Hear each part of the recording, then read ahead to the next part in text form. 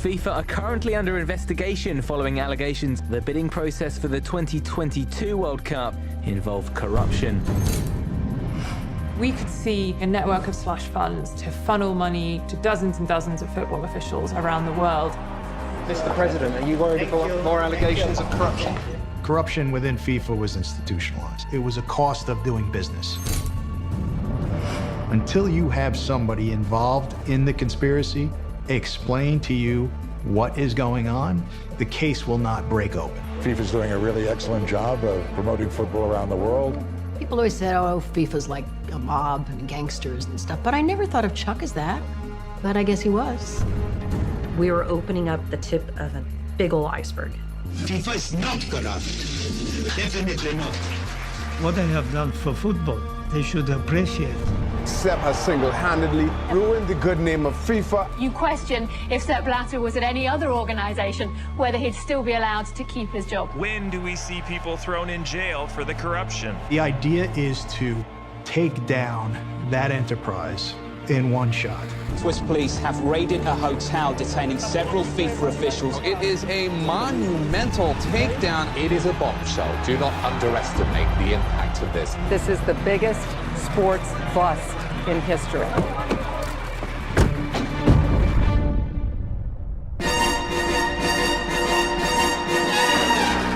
People who have even a casual understanding of what FIFA represents associate it with corruption and cronyism and a lack of transparency. FIFA's corrupt. I don't even know what's going on there. World Organization FIFA is incredibly corrupt. FIFA is corrupt to its core and probably all the way to the top. I think many people will look at Sepp Blatter as probably the most despicable man in world sport. Blatter, wie korrupt ist der Fußball? Escándalo mundial de corrupción en el fútbol.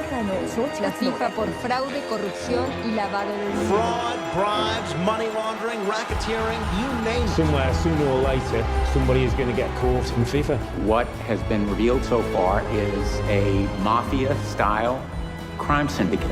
My only hesitation in using that term is that it is almost insulting to the mafia.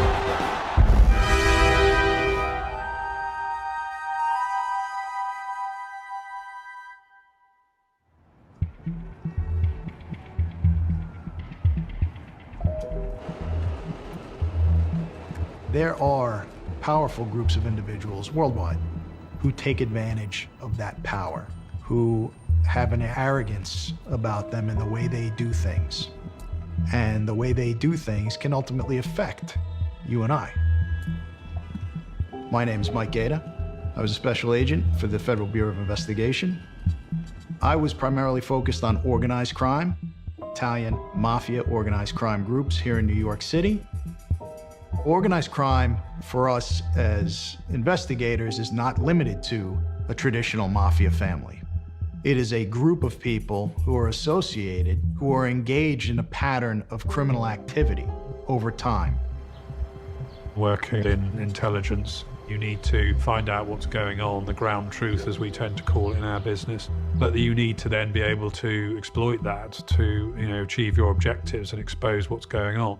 Christopher Steele, the former British spy, was once hired by the England 2018 World Cup bid team to gather intelligence on rival bids, including the one from Russia.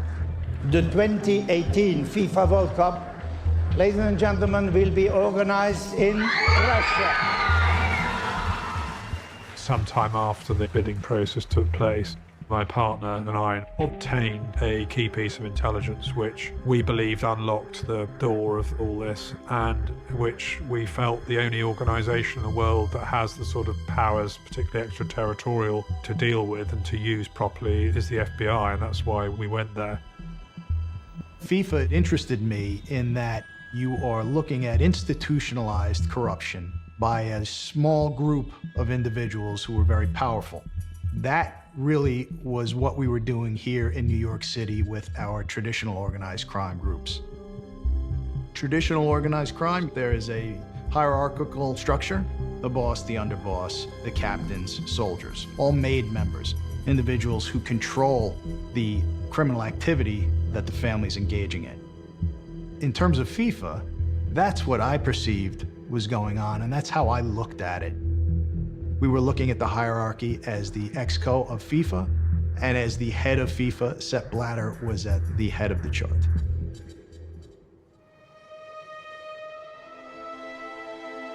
I tried to serve the world in a wonderful game, and I should be remembered as an architect of football.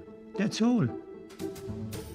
Sepp Blatter was involved in creating the infrastructure that allowed FIFA to become one of the richest sports organizations in the world.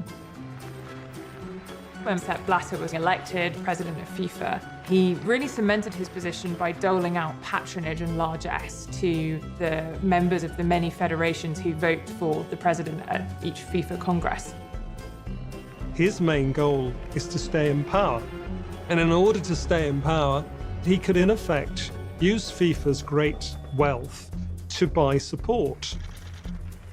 I was then accepted in the official visits by prime ministers, presidents, leaders around the world, and I had a wonderful life in FIFA. Sepp Blatter has seen many scandals during his 17-year reign, and it doesn't matter that Blatter and FIFA's reputation has been dragged through the mud, because the fans and the media don't vote, it's football officials that do. And FIFA people, they were never bothered by anybody, not by the tax authorities, not by the police, not by the customs. And the executive committee members decide who will host the World Cup. So they thought they were untouchable. From the exco side, you're dealing with businessmen at a very high level who have very high connections and believe they can do and could do whatever they wanted to do. One of our roles was to identify potential targets or potential sources for the FBI in their investigation. It obviously included Chuck Blazer because he was on the wrong side of the fence when it came to the way in which the exco was being managed. Chuck Blazer was larger than life in a lot of ways. His size was tremendous. He dressed up like Santa Claus often. He lived in Trump Tower, and he had 2 apartments in the building. One of them was for him, and one of them was for his cats.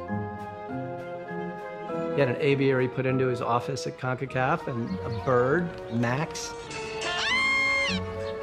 who, does what parrots do. And he was really enjoying life, and you see he got fatter and fatter. He was eating, drinking, always beautiful women around him. He was an interesting person. He was flashy. And this was just who Chuck Blazer was. An incredibly powerful soccer official who lived an incredibly unusual and weird life. Obtaining cooperators, informants, in terms of a criminal enterprise investigation, which is what the FIFA investigation was, is imperative. Until you have somebody involved in the conspiracy explain to you what is going on, the case will not break open. The idea with individuals whom you're seeking to obtain cooperation from is to obtain leverage, to motivate them to cooperate. Chuck Blazer was the only U.S. representative on the FIFA Executive Committee. That U.S. tie opened up a potential for IRS to get involved in that case. My name is Amy Shabilian. I worked with IRS Criminal Investigation Division. A lot of the times they kind of refer to us as accountants with guns, but we are only doing the criminal investigations, the one that reaches the level of evasion or fraud. In 2011, the IRS reached out to discuss the possibility of joining with the FBI in the investigation. FBI in general, when they come in, they command the room, they command the investigation, and we come in there with like our pencil pocket protectors, and we're like the accountants. We're kind of like a little more geeky, and yet we're not. We're absolutely not. I've gone to knock on doors a number of times and brought IRS agents with me, and every single time I did, the individual with whom I was speaking was much more concerned about the IRS agent. The IRS has the ability to understand what an individual's tax filings are. As FBI agents, we personally cannot do so. So the IRS brings an obvious skill set to bear. At the moment that we were getting involved, it was focused on one target and if we can flip them. And if that were to happen, then it could lead to a much greater organizational conspiracy. Chuck was an amazing salesman. He could convince anybody to do anything he wanted them to do, and you didn't even know it was being done. He was that slick. He was that clever. My name is Mary Lynn Blanks. I started out as an actress, doing TV commercials and soap operas. It was a nightmare. The food, the spots on my glasses. I felt like a unmade bed. In front of all those people. It wasn't a long-term career, but one day I was hired by a photographer who was shooting photos of inflatable liquor bottles for a client who was Chuck Blazer. And while they were doing the setup, Chuck came in and started talking to me. He was gorgeous, very, very witty and fast and just so smart. I was starry-eyed, but that didn't last long. Chuck had a very volatile temper. And one day I made the mistake of saying no to him. You never say no to Chuck. But I didn't know that. And he walked back and he reached over, grabbed me by the throat, dragged me into the bedroom, and with his other hand just started punching me. I was in shock and I was bloodied, and I remember standing up on the bed and screamed at him and said, "Don't you ever touch me again." And we didn't speak for 25 years. I figured I'd never speak to him again. But 25 years later, I get a birthday card in the mail. Dear Mel, as I noted this date passing in October, I realized how quickly time flies. I now, as the only American in history, have a key leadership role on the world body of soccer, FIFA. When I got this letter from Chuck, it said, "I have dined with kings and queens. I have traveled the world." I'm like, this guy from, really? It just seemed so bizarre, because he'd never had an interest in soccer. He was a salesman. How does a salesman get to that position? When Chuck Blazer was finding his way into global soccer, soccer wasn't really on the radar for most Americans. The game itself was not a draw to him, but he was the deal maker, and he was interested in developing this business that at that time didn't really exist in the United States. He became vice president of U.S. Soccer in 1984. Kind of got the national team moving, frankly, by getting some money behind it. And I got to some of the positions I got to in American soccer through his support or his encouragement. So we were very close friends. Blazer was kind of operating in an empty playing field. He was able to develop the relationships that he needed to with global officials, and that's why he became a part of CONCACAF. FIFA has 6 continental confederations.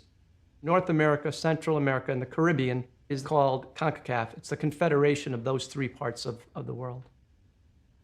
Chuck Blazer's nickname was Mr. 10% because he realized that there were lots of deals to be done in soccer broadcasting rights fees and marketing fees.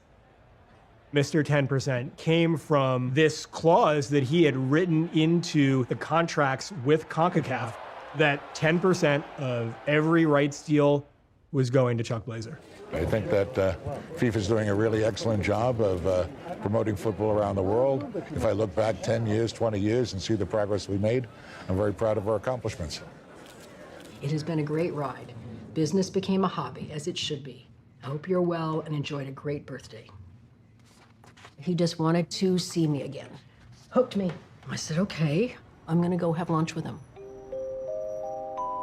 I walked in to the apartment, and in the corner, I think it's a person, but I can't tell. It's all kind of dark. And he was sitting there in his bathrobe. And I went, oh my God, what happened to you? He was like 400 pounds. He said, I've loved you for 25 years.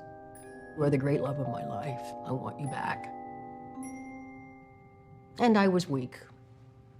My marriage was on the rocks. And I decided to jump on to his boat. Wherever we would go, we each had an assigned car and driver. We were flown places on private jets. Hey, Fred, happy and healthy holidays from the gang. Every time we had dinner, there was a 3-piece or a 4-piece group of musicians, $400 bottle of wine, or 2 or 3. The events where there was either a magic act or a circus act or something, it was just amazing. The amount of money that was spent to keep us happy. And boy, was I happy.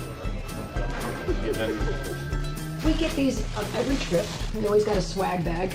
Taipei, Russia, it's Germany. I went to 40 countries in a period of about 10 years. Hello. You ready? Meeting with the princess in Tokyo, being presented to Queen Elizabeth for cocktails. A 21-hour plane flight with Nelson Mandela. That was amazing. Mr. Mandela, what a wonderful man. Chuck Blazer was a gregarious individual, certainly a globetrotter with a very influential position. He was making all kinds of money. He was leading a very public life. And somehow he's managed to be almost a specter, a ghost financially. For my birthday, Chuck bought me an Adenauer Mercedes, worth about 100 grand. And I said, well, great, how are we gonna get it back to New York? And he said, we can't drive this in New York, it's too valuable. So we're gonna keep it here in Zurich? And he goes, yes. And my trips to Zurich became like a commute every month. And every time we went, we brought back 20,000 in cash from FIFA. I said, you go to so many interesting places and people are always interested in what you're doing. Why don't you write a blog? It can be your adventures. And he went, okay. And so we started doing it. And he started putting the stuff up and it was wonderful. It was really fun stuff. This one is one of my favorites. This is from Kazakhstan. This is a gift from Mr. Putin. When Chuck first met Putin, they made their deal. And then Putin paused and he said, you know, I'm going on a road trip. If I sent you pictures, would you put them on your blog? And Chuck said, sure, of course. And then Putin said, well, what would you call your blog then? Well, I guess I'll have to call it Chuck Blazer and Friends.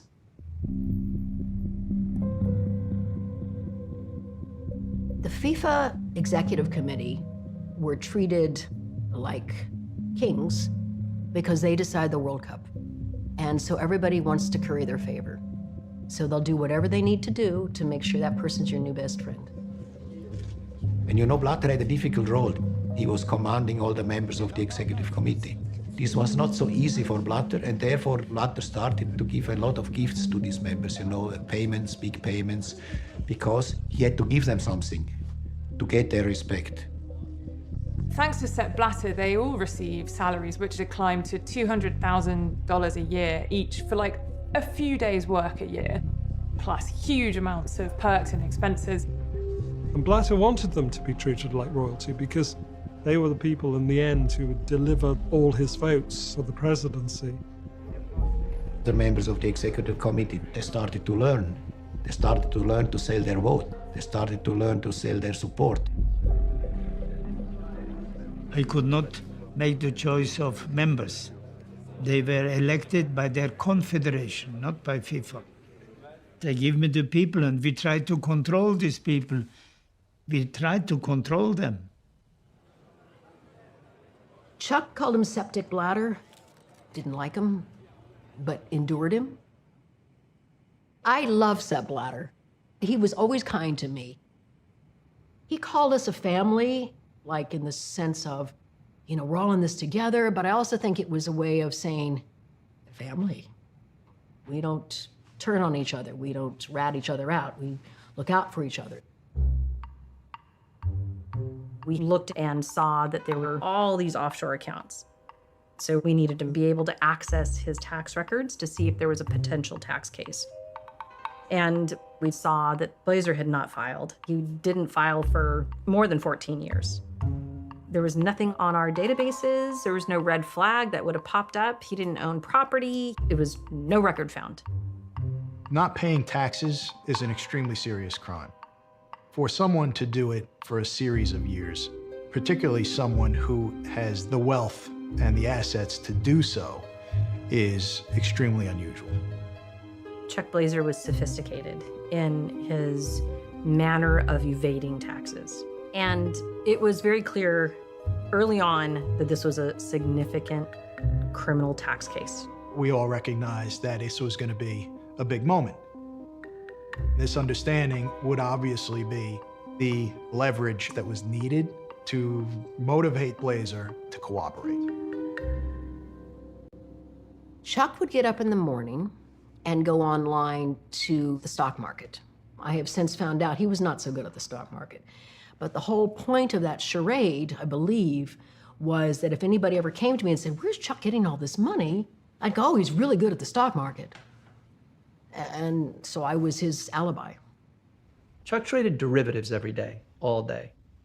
That's a pretty easy way to make or lose a lot of money. Should we have asked more questions? The answer is yes, for sure. But was there any knowledge that there was illicit or illegal activity? The answer is no. I mean, the whole setup meant to conceal. I had conversations with the case agent who would be assigned, and we made this strategic decision to approach Chuck Blazer and attempt to get him to flip. Chuck and I had just come out of Trump Tower and we were getting ready to go to dinner. And almost immediately I could feel somebody was right behind me, and I heard a voice say, "May we have a word with you, Mr. Blazer?" And at that point my blood froze because nobody ever called him Mr. Blazer. A team of FBI agents and IRS CID agents made the actual approach and said, "We need to talk." And Chuck just turned to me and said, "Mary Lynn, go on to the restaurant. I'll see you later." They said, "We already know that you haven't filed tax returns for 14 or more years. We know that there's more and you have lots that you can share with us." There was a stunned silence. And Mr. Blazer said, "I'm ready to cooperate." I got to the restaurant. I didn't know what to do. Maybe I'll never see him again. And then he walks in the door. And he said, "They got me. I'm looking at 75 to 100 years in jail."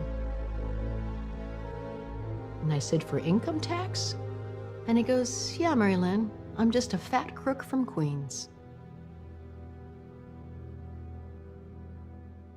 As an organized crime investigator, you are always looking for that larger RICO case.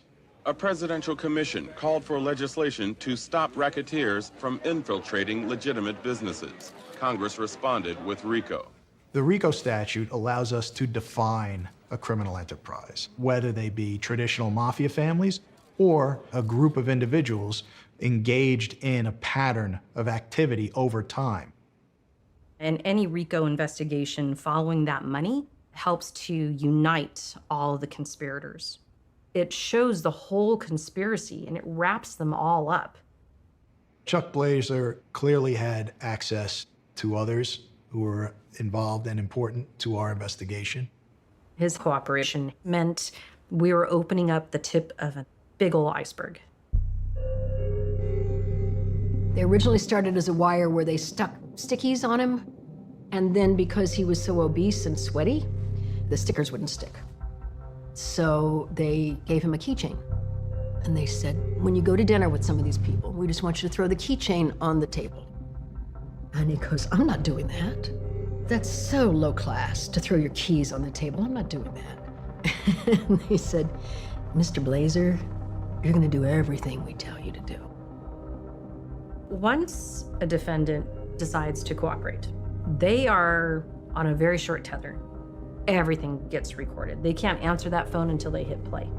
And if they are untruthful at any time, the cards are all off the table. We'll get whatever they already gave us, and then we'll indict them. I was crushed because these are our friends. These are people whose kids I babysat. These are women I've hung out with. This is their families. And because I don't care about them, the only one I care about is me. People always said, oh, FIFA's like a mob and gangsters and stuff, but I never thought of Chuck as that. But I guess he was. When I met with Chuck, he related to me how he hadn't slept in 20 years. And I said, I think after today, that's going to change. It was clear after Blazer had started cooperating that the real money was in sports marketing and the broadcast rights.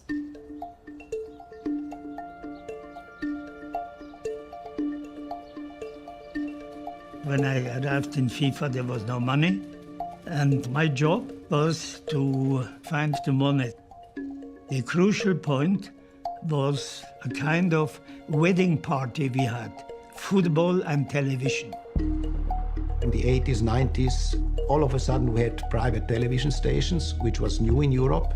They battled for football because football was easy to sell to the people, was easy to sell to the advertisers. New marketing tools were detected. We had the Adidas, who was revolutioning the whole sports. Also had Coca-Cola, who was the first international brand supporting FIFA. And this was the moment when people in FIFA started to become greedy. FIFA sold the rights to place billboard advertisements around the pitches of the 1978 World Cup. It opened up one of the biggest promotional bonanzas ever seen. His wedding party has then brought economic power into football. The sale of a lot of these television broadcasting rights brought in hundreds of millions of dollars to FIFA. And that was at the heart of what the Department of Justice was targeting. Sports marketing is the selling of rights to broadcast events, not just the World Cup, but all the local events, the regional events. Sports marketing companies would buy up the TV rights from FIFA and then sell those rights to broadcasters. Just a few sort of executive players in each confederation had control over these broadcast rights and who they were going to give them to.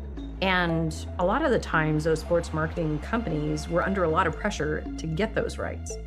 So it created a situation where I'm the sports marketing agency and I want you to sell the rights to me. I need to pay a bribe to you. And in return, the FIFA executives would then sell the rights fees to these sports marketing agencies at a reduced cost. So the rights fees weren't the big money that was needing to be paid. The big money was the bribe to the FIFA executives, which they then kept for themselves.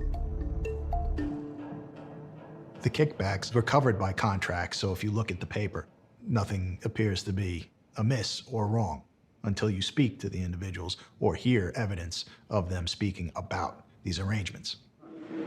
É que eu não posso fazer cheque de 13 milhões. más, 300. ¿Por qué? Porque hay para contratar. Tenemos que abrir una empresa solamente para este negocio. Propina. Solamente para pagar. This activity was, frankly speaking, institutionalized. It was a cost of doing business. At every level and step in the process within FIFA, from FIFA worldwide down to regional activities of the local confederations, the same activity, just at a different scale in a different location. And we're talking about hundreds of millions of dollars at play. Those that did it, they have said, we keep it for us. There's only one who has used this money really for development. All the others has put it in the pocket, or some South American has placed it in Switzerland in banks. What can I do against it? Nothing. I even didn't know what I did. We've never seen any evidence that Sepp Blatter took bribes himself. But what he did do was he presided over a culture in which he allowed the corruption to flourish, because that was the way his members, the people who kept him in power, got themselves rich.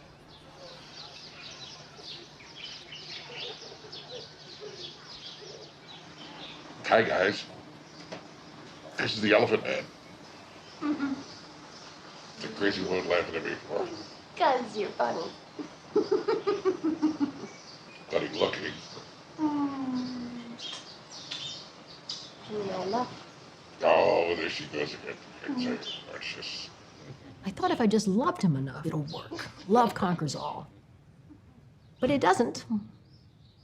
One minute he'd be so sweet, and he'd think, oh my gosh, look what this man has done. He's such a nice person. And the next minute he would be screaming at me. He used to scream at me and make me go stand in the closet. And I'd go, I'm a grown woman. I'm not standing in this closet. And he goes, you get out, I'm gonna beat the shit out of you. So I stood in the closet. I am mortified that I fell victim to something as awful as domestic abuse. I knew better, but I was in it, and somehow I thought I could change him, I could fix him, I could make him a kinder, better person. And then little things started to creep in. I started realizing there were other women. I went, you know, I didn't come back here to be one of many. But then once he was arrested, I said, I'm with you, I'm here, I'll be with you through the whole thing. But you've got to stop with all the other girls. And he said, okay. A week later, he said, oh, I'm not gonna be available for a few days, Mary Lynn. I've got 3 friends coming in from Europe, 3 girlfriends, and I wanna spend some time with him. As soon as he left, I went, this is it, I'm done here. And I put out my American Express card on his desk, and the keys. And I walked out with nothing.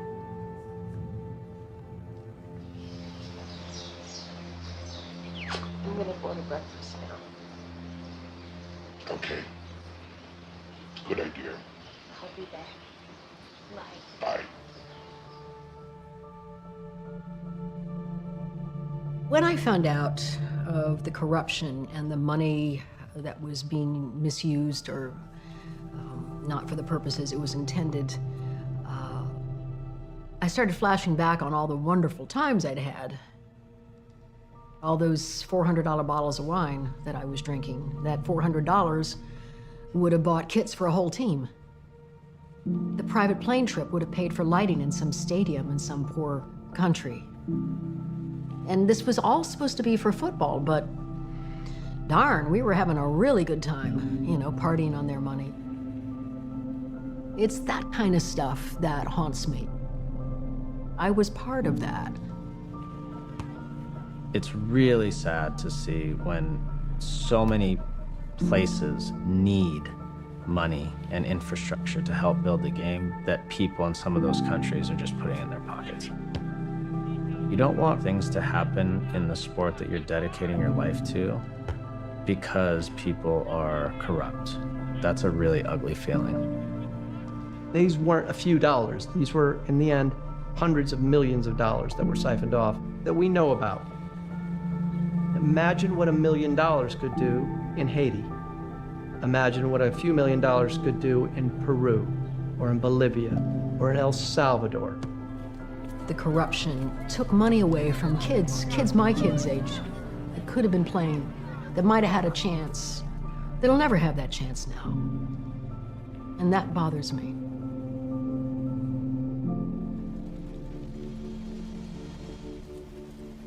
FIFA was always under the microscope in terms of the media.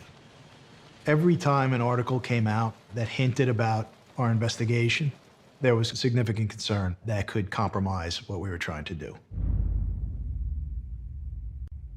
The article describing Chuck Blazer as a cooperating witness was certainly concerning.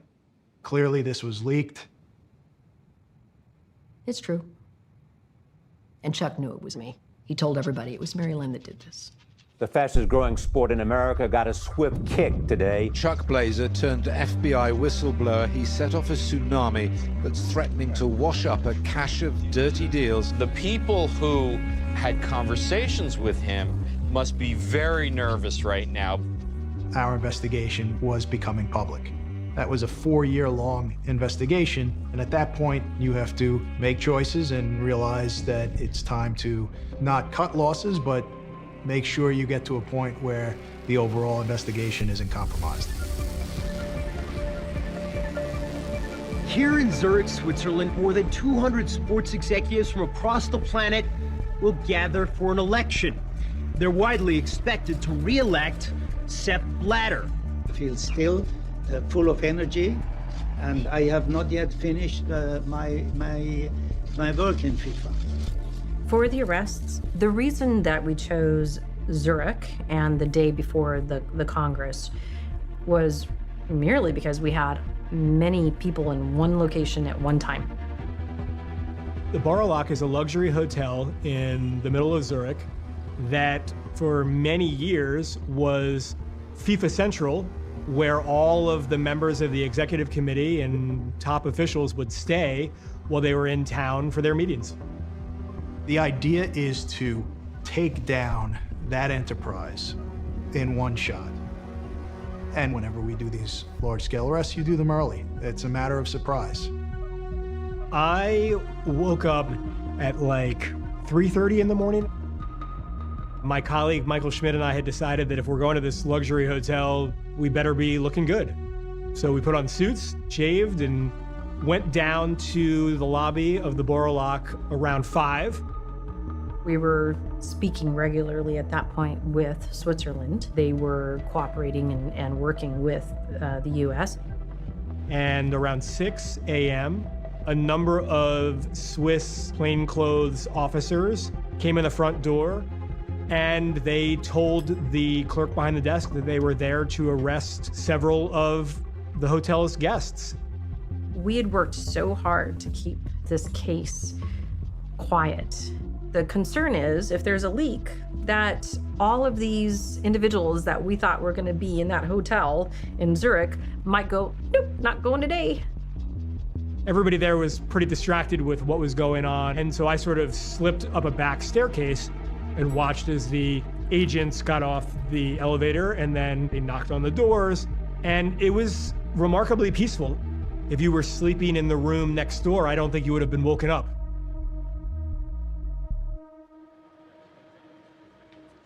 I was able to follow a couple of them as they were led out of the hotel.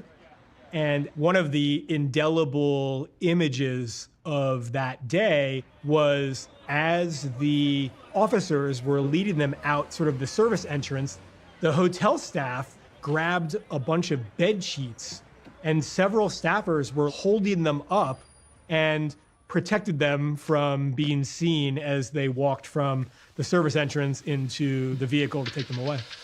The action is in Zurich, where Swiss police have raided a hotel detaining several FIFA officials. And this has just been quite an extraordinary day in Zurich. It is a monumental takedown. Arrest happening right now over corruption allegations involving the world football's governing body.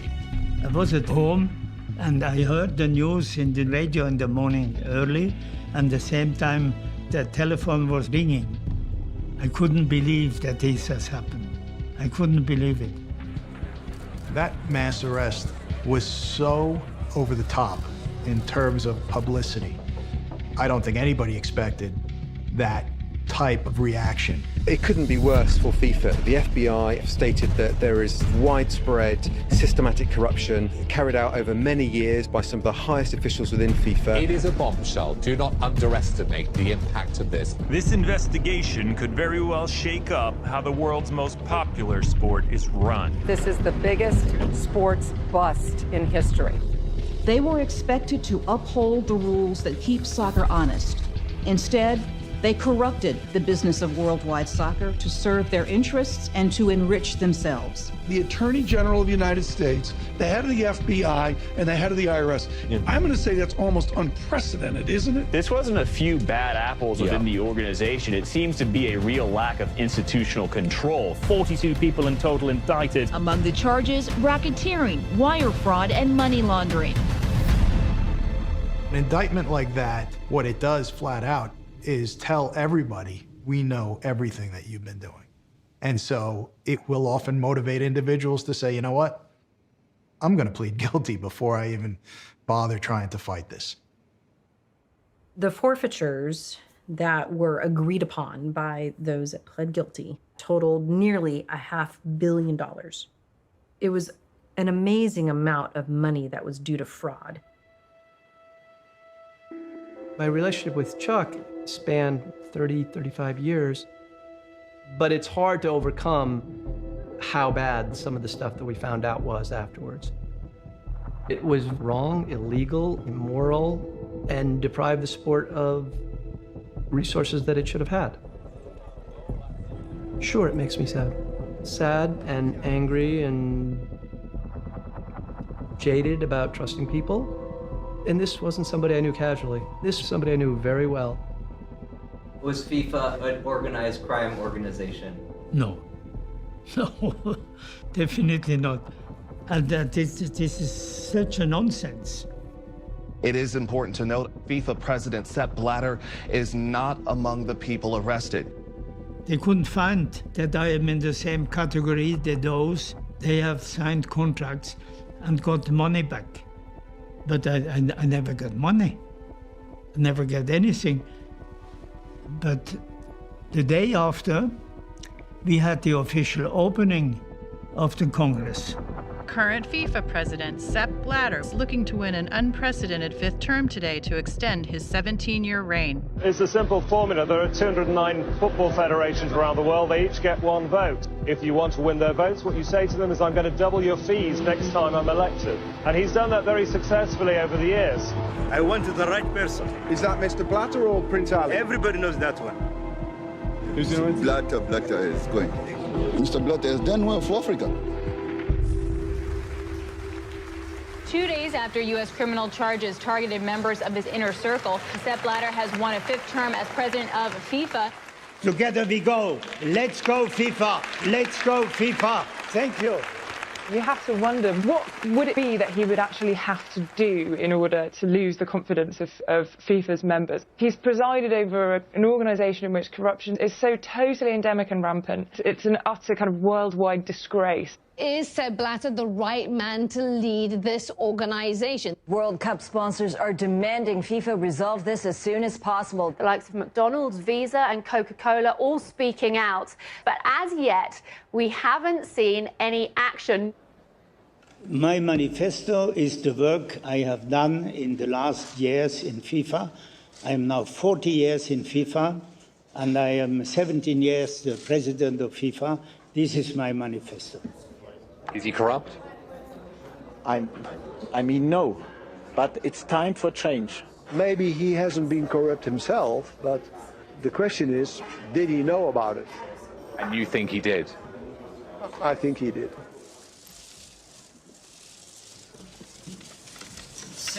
This is for North Korea 2026. Excuse me? Thank you very much. Sorry. Here we go, Sepp. That's thank you. Yes, Sepp, it's all there. As discussed. Thank you. Good to see this. I always thought that Blatter would survive every scandal. But at the end of the day, he was pushed by people inside of FIFA to resign. And I think it was wise to do so. He had no chance to survive. He would have made his situation much worse if he would have stayed. Sepp Blatter stunned nearly everyone today when he announced he would resign as president of FIFA. Blatter acknowledged the mounting scandal undercut the mandate he said he received last week. You know, he's weathered so many scandals. He always seems to manage to slither out of these things unscathed. And so it was hugely gratifying that some justice was ultimately done. We went out to a Swiss restaurant in London and had fondue to celebrate. The problem for him is that he lost all his prestige, that he lost all the credits, you know, and that he is now out of everything. And today, you know, time forgets very quickly, you know.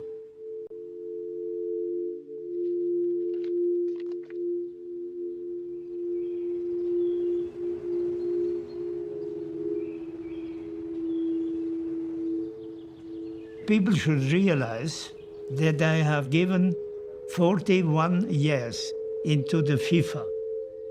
What I have done for football, They should appreciate.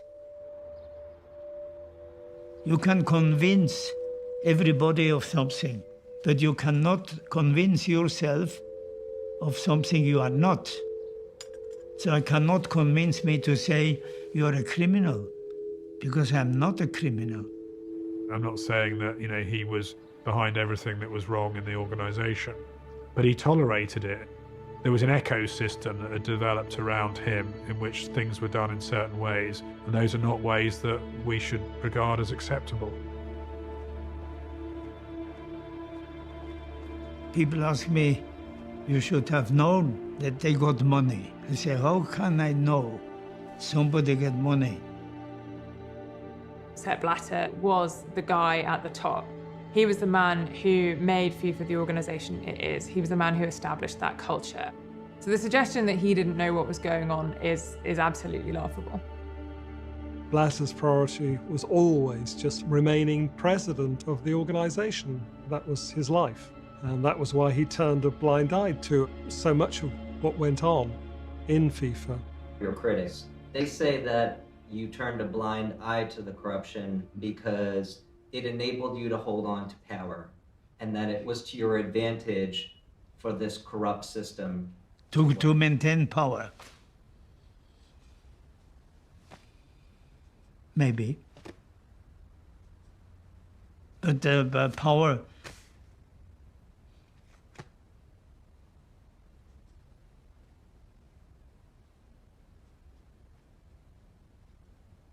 It's another domain to speak about power, what power means, and how can you use or abuse power.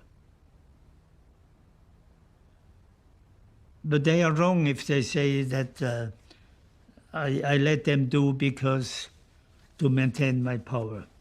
We tried to stop that. It was not possible.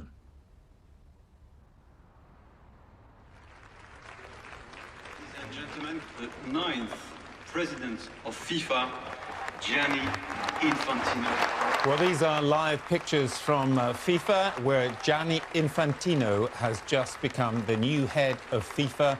FIFA is in a difficult situation. The reputation and image of FIFA is tarnished. The money of FIFA is your money. It's not the money of the FIFA president. I'm in peace now with me and most of the people, but I'm not in peace with my successor. I cannot be in peace because he brought against me, against FIFA president, injustice. Now, FIFA President Sepp Blatter is banned from world soccer. He's been banned for 8 years and fined about $50,000 for conflict of interest and breach of loyalty. At the age of 79, his hopes of sliding into a nice retirement, maybe as an honorary president of FIFA, seem to be over. There is a need for the whole of FIFA to be rebooted and for a real reform to be carried out. And this is the background what they are doing now. Blatter shall disappear of the books of FIFA. They want me out of what I have done as not existing. But they can't do it. Football will survive this crisis. And one day they will say, but who made this? Then somebody said, it's Blatter.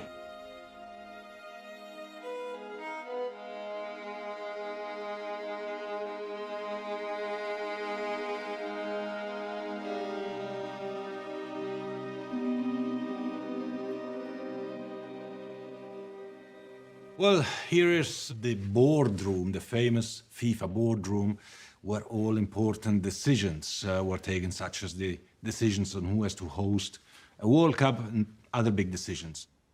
Now, when I came in here after my election as FIFA president, nothing was reminding me that this is a boardroom where decisions concerning football are taken. I said, we need to change this. We need to bring here something that reminds us what we are here about. There needs to be football around, but most importantly, there needs to be a pitch, a carpet with a football field, and the ball as well. It was a difficult challenge to assume the presidency in 2016. FIFA was in its worst crisis since its creation in 1904. Without the intervention of the US law enforcement authorities, FIFA would have continued in the same track as it was the case before. And I'm grateful, really, to the Americans.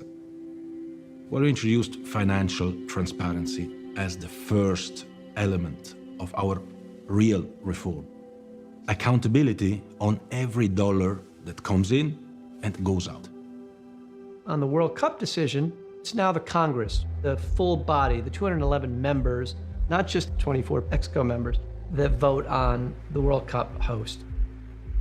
On virtually every front, the rules have been completely changed, improved. That doesn't mean it's a perfect organization, but the governance of the organization is night and day from where it was.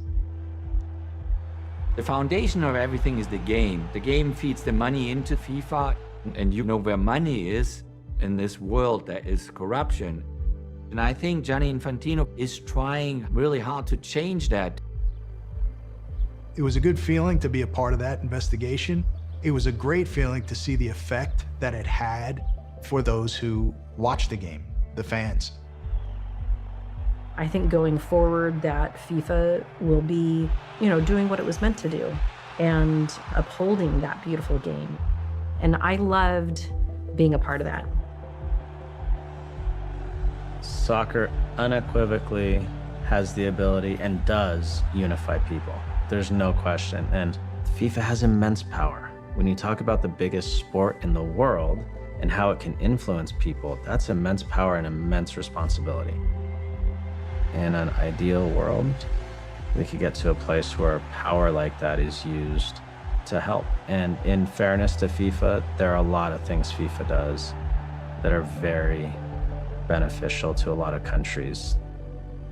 But we should also be careful that it can go south really quickly. My Mercedes, the one that Chuck bought me for my birthday, is still there in Zurich House, 6 floors underground.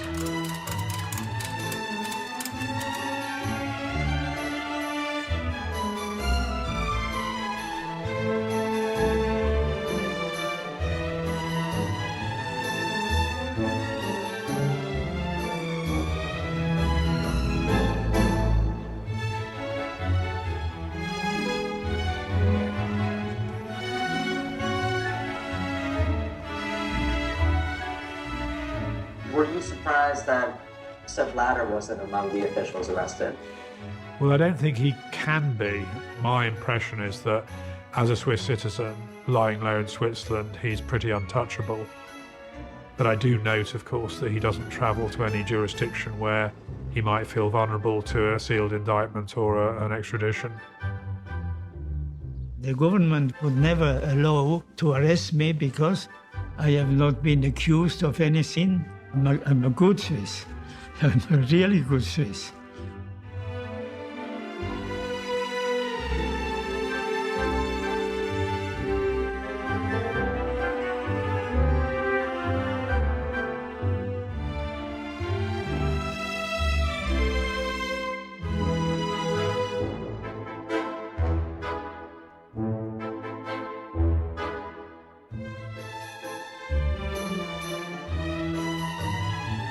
FIFA and various authorities have done multiple investigations into it and not found sufficient cause to reverse that decision.